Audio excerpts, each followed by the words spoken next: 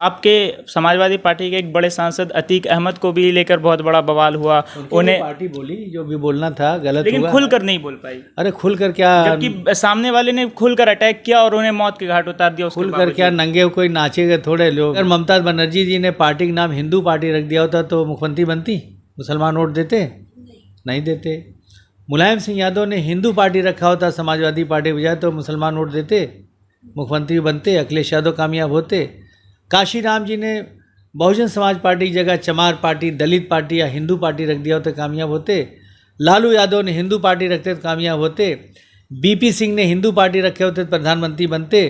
मुसलमानों के बड़े लीडर हैं और अच्छे लीडर हैं, तो सेकुलर पार्टियों में ये भी देखा जाता है कि उन मुसलमान लीडरों को भी सेकुलर पार्टियों का सपोर्ट नहीं मिलता है। अब जैसे उत्तर प्रदेश की बात करें तो मुख्तार अंसारी पर आए दिन कुछ ना कुछ हमले होते हैं, लेकिन समाजवादी पार्टी खुलकर नहीं बोल पाती। ऐसा क्यों? मुस्लिम लीडर ऐसा नहीं है पूरे देश में, बंगाल से लेकर पूरे देश में, जो अपनी पार्टी विधानसभा लोकसभा से हटकर अपने नाम पर 2000 हिंदू भाइयों को कहीं इकट्ठा कर ले, या कि अगले 5 साल में हम भारत को इंशाल्लाह ऐसा बना देंगे कि दंगों का नामो निशान मिट जाएगा।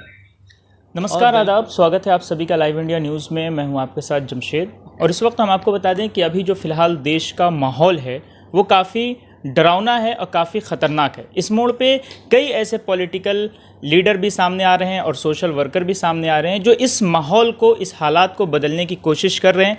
इसी में एक और शख्स है जो नेशनल लेवल पे बहुत ही ज़्यादा मशहूर हैं। उनका नाम है अरशद खान साहब, जो हमारे साथ अभी मौजूद हैं फ़िलहाल, और उनसे हम आगे बातचीत भी करेंगे। सबसे पहले इनका तारुफ कर दें। ये जौनपुर यानी उत्तर प्रदेश के जौनपुर से एक्स एमएलए हैं, पूर्व एमएलए समाजवादी पार्टी से, और फिलहाल नेशनल सेक्रेटरी भी हैं समाजवादी पार्टी के, और इसके साथ भारत किसान यूनियन के नेशनल प्रेसिडेंट भी हैं। इनका दावा है कि ये 100 सालों में ये पहला किसान यूनियन है जो इनके नेतृत्व में चल रहा है और एक मुसलमान लीडर इसका नेतृत्व कर रहा है। तो सबसे आइए हम इनसे बात करते हैं। सर, आपका बहुत बहुत स्वागत है। सबसे पहले आप ये बताइए कि आप का ये जो कदम है जो किसानों के लिए है वो कितना कारगर साबित होगा और आपका इसमें क्या विज़न है? देखिए, हमने रिसर्च किया कि भारत में इस्लाम और मुसलमानों के ख़िलाफ़ नफ़रत बढ़ाई जा रही है दिन ब दिन। जो बातें पहले कान में कही जाती थी अब खुलेआम मंचों से बोली जा रही हैं। अभी 7-8 महीने पहले दिल्ली में पार्लियामेंट के सामने 8-10 हज़ार लोग इकट्ठा हुए और सब ने नारा दिया, कटुए काटे जाएंगे, राम राम चिल्लाएंगे। अभी 4 महीने पहले बाबा बागेश्वर धाम ने दिल्ली की जंतर मंतर पे 15-20 हज़ार लोगों का प्रोग्राम किया और सब ने खुलेआम तकरीर किया कि भारत को हिंदू राष्ट्र बनाने के लिए मुसलमानों और ईसाइयों का कत्लेआम करना होगा, नरसंहार करना होगा। इस तरह हज़ारों तकरीरें डेली चल रही हैं। मुल्क का माहौल लोग ख़राब करने में लगे हुए हैं, नफ़रतें बढ़ा रहे हैं, दंगे फसाद कराना चाहते हैं और समाज को ख़ास तौर से हिंदू मुसलमान को बांटना चाहते हैं। हम भारत से नफ़रतें घटाना चाहते हैं, ख़त्म करना चाहते हैं। ख़त्म ना हो तो कम से कम बहुत घट जाएँ। दंगा मुक्त भारत बनाना चाहते हैं। हमने ऐलान कर दिया कि अगले 5 साल में हम भारत को इंशाल्लाह ऐसा बना देंगे कि दंगों का नामो निशान मिट जाएगा। और दलितों का, पिछड़ों का, आदिवासियों का, मुसलमानों का और कमज़ोर कौमों का, अच्छे लोगों का पॉलिटिकल और सोशल सर्वाइवल चाहते हैं कि अच्छी बुनियादों पर काम करने वाले लोग, इंसाफ की बुनियादों पर काम करने वाले लोग, मजहबी एकता के लिए काम करने वाले लोग, तरक्की और खुशहाली के लिए काम करने वाले लोग राजनीति में आगे बढ़ें। तो आपको लगता है कि मुल्क जिस तरह से नाजुक हालात पे है और नाजुक मोड़ पे खड़ा है, तो ये आपका जो विज़न है और आपका ये जो फार्मूला है ये कारगर साबित होगा? क्योंकि अभी लोग जुड़ जा रहे हैं लेकिन उसके बाद कोई एक्टिव नहीं हो या फिर ये विज़न पे काम ना कर सके, इस फार्मूले को आगे ना बढ़ा सके, तो फिर क्या होगा? देखिए, ऐसा है कि जितने मुसलमान हैं देश में, कुछ लोग 5 वक्त नमाज़ पढ़ते हैं, कोई 3 वक्त, कोई 2 वक्त, कोई हफ्ते में जुमा, कोई साल भर में ईद बकरीद, लेकिन सब मुसलमान हैं, उनको इस्लाम से खारिज नहीं कर दिया जाता है। उसी तरह हिंदू भाई जितने हैं, कोई रोज़ पूजा करता है, कोई सुबह शाम करता है, कोई मंगल करता है, कोई साल भर में 1 आध दिन करता है, कोई 10-5 साल में करता है, लेकिन वो हिंदू भाई। उसी तरह हर मज़हब के लोग हैं। उसी तरह जितने लोग जुड़ेंगे चाहे किसी भी संगठन से, कोई 100 कदम चलता है, कोई 50 कदम, कोई 10 कदम, कोई 5 कदम, कोई 1 कदम, लेकिन थोड़ा बहुत सभी लोग करते हैं अपनी क्षमताओं और हालात के हिसाब से। लेकिन हमारा जो विज़न और तरीक़ेकार है, बहुत तेज़ी से हमने काम किया और कश्मीर से लेकर कन्याकुमारी तक पूरे देश में संगठन खड़ा हो गया और ज़मीन स्तर पे भी अब हमने काम शुरू कर दिया है। हमने रिसर्च किया कि मुसलमानों की असली प्रॉब्लम क्या है, क्योंकि नफ़रतें इस्लाम और मुसलमानों के ख़िलाफ़ पैदा की जा रही हैं, तो इस्लाम और मुसलमान, इस्लाम के मानने वाले मुसलमानों को ही नफ़रतें घटाने के लिए सोचना होगा, काम करना होगा। इसलिए हमने सोचा और काम शुरू किया। हमने देखा बहुत सारी फील्ड है जहाँ मुसलमान काम नहीं कर रहे हैं, और फिर हमने रिसर्च किया और हमने थिंक किया कि देश में तकरीबन इस वक्त भी 35-40 मुसलमान MP हैं लोकसभा राज्यसभा में, तकरीबन 100 से ज़्यादा MLA हैं, 40-50 मिनिस्टर हैं, आंध्रा तेलंगाना में 2 डिप्टी CM मुसलमान हैं और सैकड़ों बड़े बड़े लीडर मुसलमान हैं।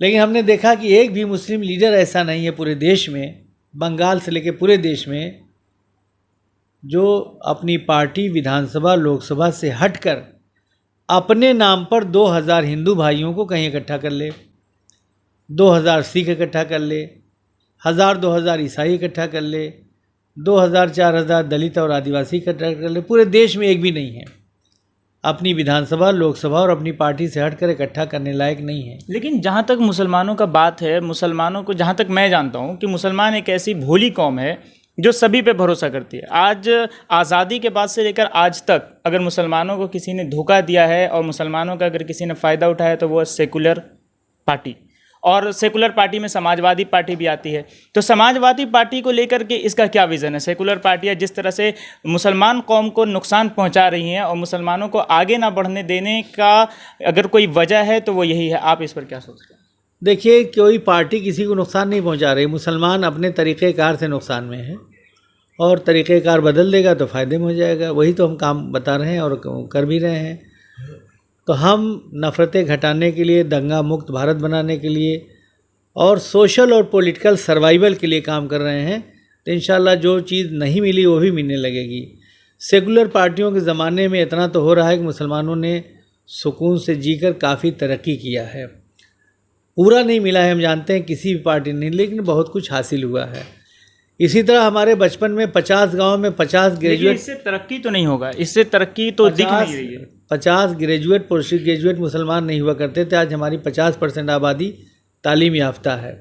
लेकिन मेरा एक सवाल है कि अगर तालीम याफ्ता है और साइकिल है और गाड़ियां हैं, अगर बिल्डिंगें हैं, लेकिन जहां पर मुसलमानों को होना चाहिए, जैसे MP MLA की सीटों पर होना चाहिए, वहाँ पे नहीं है। अलग अलग विभागों में जो गवर्नमेंट का विभाग है, जहाँ पर जैसे पुलिस डिपार्टमेंट हो गया, IPS ऑफिसर्स हो गए, या फिर अलग अलग जो सरकारी विभाग है वहाँ पे नहीं है। सरकारी नौकरियों में मुसलमानों का सीट नहीं है, वहाँ पे भी मुसलमान पिछड़ते नज़र आ रहे हैं। तो इस पर आप क्या कहें? तो मैं उसी के लिए रास्ता बना रहा हूँ, उसी के लिए बनाने की कोशिश कर रहा हूँ कि यहाँ भी हमारा सोशल और पॉलिटिकल सर्वाइवल हो जाए। ज़िंदगी के हर शोबे में जहाँ हमें हक अधिकार बराबरी नहीं मिली वहाँ भी मिले। खैरात में सब कुछ चीज़ें नहीं मिलेंगी, आपको अपने यहाँ अच्छे लीडर पैदा करने पड़ेंगे, तब मिलेगी।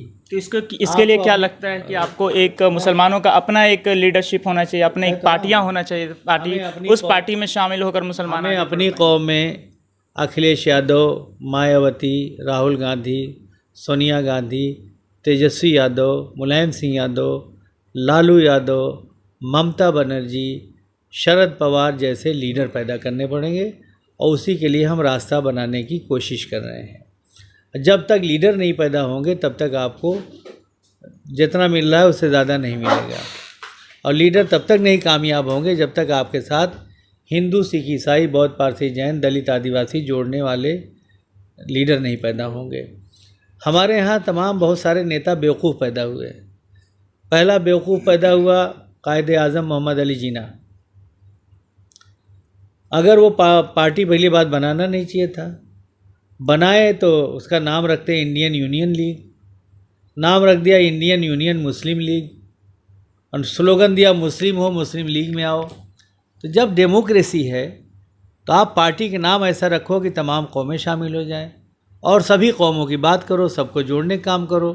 अगर मोहम्मद अली जिन्ना साहब ने इंडियन यूनियन लीग के बजाय इंडियन यूनियन लीग बनाया होता, इंडियन यूनियन मुस्लिम लीग के बजाय, और कहा होता कि इंडियन यूनियन लीग पूरे देश की खुशहाली के लिए काम करेगी, तमाम कौमों की भलाई काम करेगी, तो शायद देश का बंटवारा न हुआ होता और मोहम्मद अली जिन्ना साहब देश के प्रधानमंत्री होते। दूसरी गलती किया, बहुत अच्छे लीडर हमारे यूपी में पैदा हुए, डॉक्टर अब्दुल जलील फरीदी साहब। वो एमएलसी थे सोशलिस्ट पार्टी से, डॉक्टर राम मनोहर लोहिया के साथ थे। वहाँ से अलग हुए, पार्टी बनाया, नाम रख दिया मुस्लिम मजलिस। अब आप मुस्लिम होटल खोलेंगे तो कम चलेगा, आप मालिक हो और भारत होटल खोल दो तो ज़्यादा चलेगा। लेकिन मुसलमान ने इसी तरह की बेवकूफ़ी काम कम से कम 75 साल से तो कर ही रहा है। तीसरा, 1.5 किलोमीटर का नाम लेके आए हैदराबादी, मजलिस इत्तेहादुल मुस्लिमीन, मतलब किसी को नाम ही नहीं याद हो सकता। और आप मुसलमानों के इत्तेहाद की बात कर रहे हैं तो दूसरी कौमें कहाँ जाएंगी? दूसरी कौमें कहाँ जाएंगी? दूसरी कौमें कहाँ जाएंगी? भाई दूसरी कौमों की भलाई के लिए काम करिए, बात करिए, तब ना होगा। तो डेमोक्रेटिक सेटअप में अगर ममता बनर्जी जी ने पार्टी का नाम हिंदू पार्टी रख दिया होता तो मुख्यमंत्री बनती? मुसलमान वोट देते? नहीं देते। मुलायम सिंह यादव ने हिंदू पार्टी रखा होता समाजवादी पार्टी के बजाय तो मुसलमान वोट देते, मुख्यमंत्री बनते, अखिलेश यादव कामयाब होते। काशीराम जी ने बहुजन समाज पार्टी की जगह चमार पार्टी, दलित पार्टी या हिंदू पार्टी रख दिया होता कामयाब होते। लालू यादव ने हिंदू पार्टी रखते तो कामयाब होते। बीपी सिंह ने हिंदू पार्टी रखे होते तो प्रधानमंत्री बनते। तो जब हिंदू पार्टी रख के वो लोग कामयाब नहीं हो सकते तो मुस्लिम नाम रखकर, एक तो तितलौकी, दूसरे चढ़ी नीम के डार, एक तो मुसलमान, दूसरे मुस्लिम पार्टी। तो इसलिए मुसलमानों का तरीक़ेकार ऐसा रहा है कि वो ग़ुलामी करें और हुकूमत में हिस्सेदारी ना मिले और बैक पे खड़े हों। जो अच्छे लीडर हैं, जो मुसलमानों के बड़े लीडर हैं और अच्छे लीडर हैं, तो सेकुलर पार्टियों में ये भी देखा जाता है कि उन मुसलमान लीडरों को भी सेकुलर पार्टियों का सपोर्ट नहीं मिलता है। अब जैसे उत्तर प्रदेश की बात करें तो मुख्तार अंसारी पर आए दिन कुछ ना कुछ हमले होते हैं, लेकिन समाजवादी पार्टी खुलकर नहीं बोल पाती। ऐसा क्यों? मुख्तार अंसारी लीडर नहीं है, वो तो आपके विधायक हैं, आपके पार्टी को बहुत ऊंचे मकाम पर ले जाते हैं। विधायक होना अलग चीज़ है, लीडर होना अलग चीज़ है, समझे आप। Mukhtar Ansari is not a political leader. MLA तो हो गए but he is not leader, ठीक है। और उनके पास बहुत सारे मुकदमे हैं, काम लड़ रहे हैं लोग, अदालत में है, उसमें पार्टी क्या करेगी, समझे आप। तो लेकिन अच्छा, आपके समाजवादी पार्टी के एक बड़े सांसद अतीक अहमद को भी लेकर बहुत बड़ा बवाल हुआ। उन्हें पार्टी बोली जो भी बोलना था, गलत लेकिन हुआ, खुलकर नहीं बोल पाई। अरे खुलकर क्या, जबकि सामने वाले ने खुलकर अटैक किया और उन्हें मौत के घाट उतार दिया। खुलकर क्या, नंगे कोई नाचेगा थोड़े, लोग बात उठाए कि भाई गलत हुआ है, सभी लोगों ने कहा गलत हुआ है। लेकिन अगर उनके परिवार वालों को अगर इंसाफ ना मिले तब तो यह गलत है। इंसाफ अदालतें देगी, अदालतों में चल रहा है और अदालतें देगी इंसाफ। कि मुसलमानों के सोशल और पॉलिटिकल कामयाबी के लिए मुसलमानों को सबसे बेस्ट कदम क्या होना चाहिए? छोटा सा। तमाम कौमों की जब तक आप लड़ाई नहीं लड़ेंगे, तमाम कौमों पॉपुलरिटी नहीं होगी, तमाम कौमें आपको वोट के साथ जुड़ेंगी नहीं, वोट नहीं देंगी, तो आप एक अच्छे लीडर नहीं हो सकते।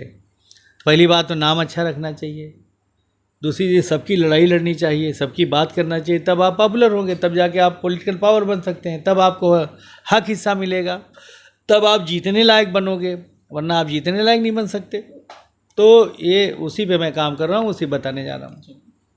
तो हमने रिसर्च किया कि एक भी लीडर ऐसा मुसलमानों में नहीं है कि जो 2000 हिंदू अपने नाम पर इकट्ठा कर ले, एक भी आलिम ऐसा नहीं है जो 2-3 हज़ार हिंदू अपने नाम पर इकट्ठा कर ले।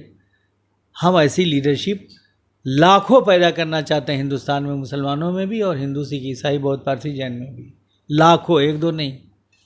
हर ज़िले में हम 25-50-100 लोगों को डेवलप करना चाहते हैं जो 5-5, 10-10 हज़ार हिंदू, सिख, ईसाई, बौद्ध, पारसी, जैन, दलित, आदिवासी इकट्ठा करने लायक बन जाएं, समझे आप।